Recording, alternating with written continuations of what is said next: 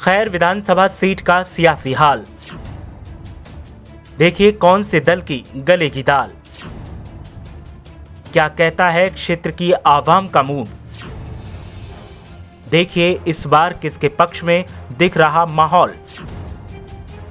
देखिए कौन सा दल खैर सीट पर बनेगा बाजीगर, किसकी सियासी रणनीति इस बार दिख रही पुख्ता। 2022 में खैर सीट पर किसकी होगी बादशाहत।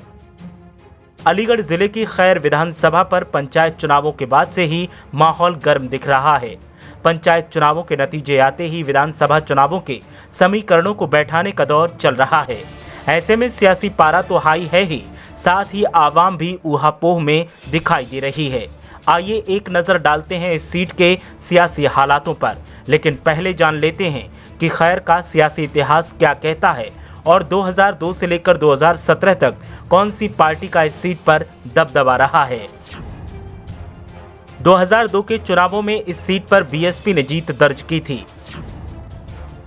बीएसपी के टिकट पर प्रमोद गौर ने जीत दर्ज की थी।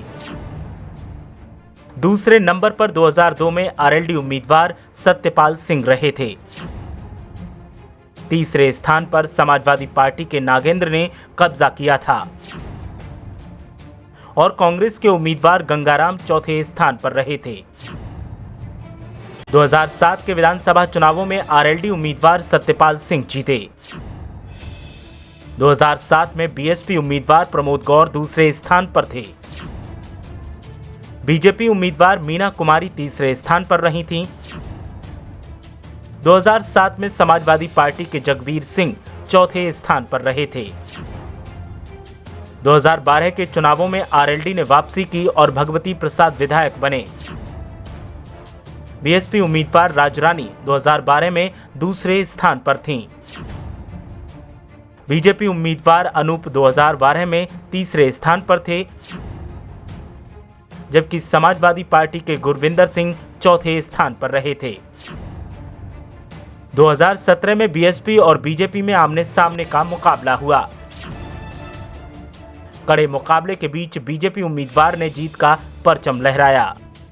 खैर सीट आरएलडी का गढ़ माना जाता है। इस सीट पर सबसे ज्यादा 2002 से 2017 के बीच आरएलडी ने जीत दर्ज की है और एक बार फिर समीकरण आरएलडी सपा गठजोड़ के पक्ष में दिखाई दे रहे हैं।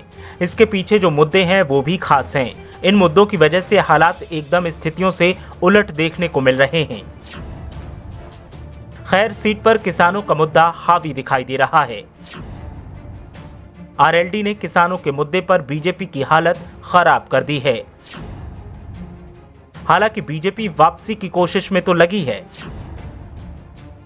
लेकिन बीजेपी की कोशिशें नाकाफी दिखाई दे रही हैं। बीएसपी की स्थिति भी ज्यादा बेहतर इस सीट पर नहीं है। 2002 के बाद से बीएसपी जीत का इंतजार कर रही है। सपा गठजोड़ की राजनीति के सहारे मजबूती हासिल कर रही है। कांग्रेस की स्थिति कमोबेश हर सीट की तरह यहां भी वैसी ही है।